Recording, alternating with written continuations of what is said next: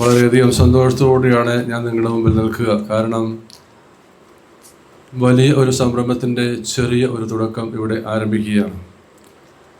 ഞാൻ ഇതിൻ്റെ മോട്ടോ ആയിട്ട് കണ്ടത് സന്തോഷപൂർവ്വം നൽകുന്നവനെയാണ് ദൈവം സ്നേഹിക്കുന്നത്. കൊരിന്ത്യർക്കെഴുതിയ 2-ാം ലേഖനത്തിൻ്റെ 9-ാം അധ്യായം 7-ാം വാക്യമാണ്. സന്തോഷപൂർവ്വം നൽകുന്നവനെയാണ് ദൈവം സ്നേഹിക്കുന്നത്. കുറച്ച് നാളുകൾക്ക് മുമ്പ് ഞാൻ വായിച്ച ഒരു സംഭവ കഥ ഓർക്കുകയാണ്. ഗുജറാത്തിലെ സൂററ്റിലുള്ള ഒരു എക്സ്പോർട്ടിംഗ് കമ്പനിയുടെ പേരാണ് ഹരികൃഷ്ണ എക്സ്പോർട്ടിംഗ് കമ്പനി.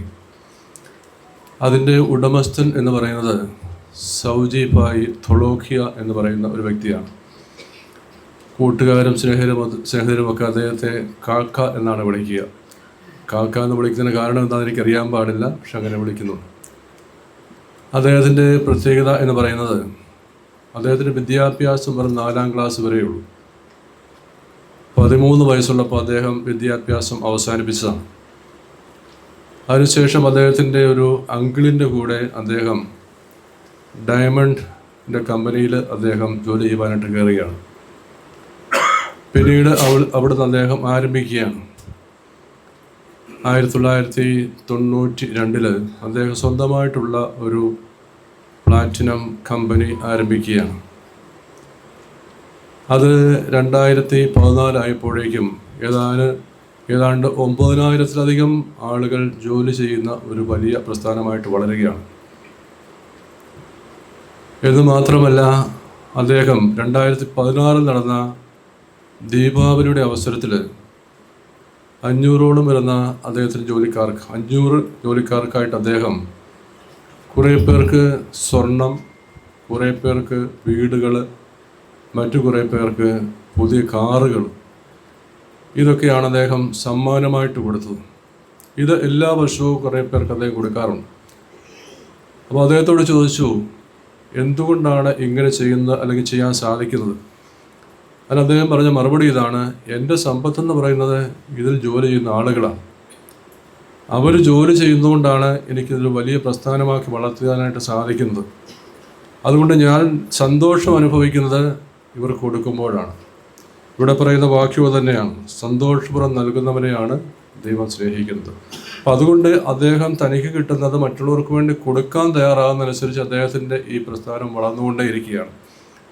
4-ാം ക്ലാസ് വരെ മാത്രം വിദ്യാഭ്യാസമുള്ള ഒരു മനുഷ്യൻ കോടിക്കണക്കിന് ആസ്തിയുള്ള ഒരു വലിയ എക്സ്പോർട്ടിംഗ് കമ്പനിയുടെ ഉടമസ്ഥനായിട്ട് നിന്നുകൊണ്ട് ഒരു ധനാഢ്യൻ അല്ലെ കോടീശ്വരൻ എന്ന നിലയിൽ നിൽക്കുകയില്ല. തനിക്ക് കിട്ടിയിരിക്കുന്ന ആ സമ്പത്ത് മറ്റുള്ളവരുമായിട്ട് പങ്കുവച്ച് അതിൽ സന്തോഷം അനുഭവിക്കുന്ന ഒരു വലിയ വ്യക്തിത്വത്തിൻ്റെ ഉടമയാണ്. അദ്ദേഹം പഠിച്ചിട്ടില്ലെങ്കിലും അദ്ദേഹം ജീവിക്കാൻ പഠിച്ച മനുഷ്യനാണ്. അതുമാത്രവുമല്ല, അദ്ദേഹം അനേകം ആളുകളെ ജീവിക്കാൻ പഠിപ്പിക്കുന്നുമുണ്ട്. ഇതുകൂടാതെ അദ്ദേഹം അനേകം ആളുകൾക്ക് തൻ്റെ ഈ സമ്പത്തിൽ നിന്നും ഒത്തിരിയേറെ നല്ല കാര്യങ്ങൾ ചെയ്യുന്നുണ്ട്. അതുകൊണ്ട് തന്നെ 2022 അദ്ദേഹത്തിന് പത്മശ്രീ നൽകി ആദരിക്കുകയുണ്ടായി. തുടക്കം വളരെ ചെറുതാണ്, നമുക്കറിയാം. ആ ചെറിയ തുടക്കം വലുതായി വരണമെന്നുണ്ടെങ്കിൽ നമ്മുടെ എല്ലാവരുടെയും കാര്യമായിട്ടുള്ള സഹകരണം ഉണ്ടാവണം. അത് തീർച്ചയായിട്ടും ഉണ്ടാകും എന്ന് ഞാൻ കരുതുകയാണ്. ചെറുതായിട്ട് ആരംഭിക്കുന്ന സംരംഭങ്ങളാണ് വലുതായി മാറുവാനായിട്ട് ഇടയാവുന്നത്. 5000-ഓളം കിഡ്നി പേഷ്യൻസിന് ഡയാലിസിസ് നടത്തുവാനായിട്ട് ഉദ്ദേശത്തോടുകൂടിയാണ് ഇത് നിങ്ങൾ ആരംഭിച്ചിരിക്കുന്നത്. കൈവശമുള്ളത് ചെറുതാണെങ്കിലും നിങ്ങളുടെ ഉദ്ദേശവും ലക്ഷ്യവും വലുതാണ്. ആ ഉദ്ദേശവും ലക്ഷ്യവും വലുതാണെങ്കിൽ തീർച്ചയായിട്ടും നിങ്ങളോടൊപ്പം സഹകരിക്കുവാനായിട്ട് ധാരാളം ആളുകൾ മുന്നോട്ട് കയറി വരും. മദർ തെരേസ പറയുകയാണ്, നിങ്ങൾക്ക് മിച്ചം വരുന്നത് മറ്റുള്ളവർക്ക് ദാനം ചെയ്യുന്നതല്ല ദാനമെന്ന് പറയുന്നത്. നിങ്ങൾക്ക് ഉള്ളതും ആവശ്യമായിരിക്കുന്നതിൽ നിന്നും ഒരു പങ്ക് മാറ്റിവെച്ച് ദാനം ചെയ്യുന്നതാണ് ദാനമെന്ന് പറയുന്നത്. അതുകൊണ്ട് നമുക്കെല്ലാം തികഞ്ഞതിന് ശേഷം എന്തെങ്കിലും മിച്ചമുണ്ടെങ്കിൽ കൊടുക്കാം എന്ന ചിന്തയേക്കാൾ ഉപരി നമുക്കുള്ളതിൽ നിന്നും ഒരു ഭാഗം അത്യാവശ്യമാണ് എങ്കിൽ പോലും എന്നേക്കാൾ വലിയ അത്യാവശ്യക്കാരൻ എൻ്റെ അടുത്തുണ്ട്, അവന് കൊടുക്കുമ്പോഴാണ് വർദ്ധിച്ചു വരുവാനായിട്ട് ഇടയാവുന്നത്. ഇവിടെ ഈ പറയുന്ന സൗജി ഭായ് തൊളോഖിയ ചെയ്യുന്ന അതാണ്. തനിക്കുള്ളത് കൊടുക്കാൻ തയ്യാറാകുമ്പോൾ ധാരാളം അദ്ദേഹത്തിന് ലഭിക്കുകയാണ്. അത് അദ്ദേഹം ഒരു കോടീശ്വരനായി മാറുകയല്ല, അതിനേക്കാൾ ഉപരി അനേകം ആളുകളുടെ ഹൃദയത്തിൽ ഇടം തേടുകയാണ്. എന്ന് മാത്രമല്ല, വിദ്യാഭ്യാസമില്ലാത്ത ആളുകൾ അനേകം ആളുകളെ ജീവിക്കാൻ പഠിപ്പിക്കുന്നു എന്നുള്ളതാണ്. എന്ന് പറഞ്ഞതുപോലെ ഈ സർഗ ചാരിറ്റി ചാപ്റ്റർ വളർന്നു വലുതാവട്ടെ എന്ന് ഞാൻ ആഗ്രഹിക്കുകയും പ്രാർത്ഥിക്കുകയും ചെയ്യുന്നു.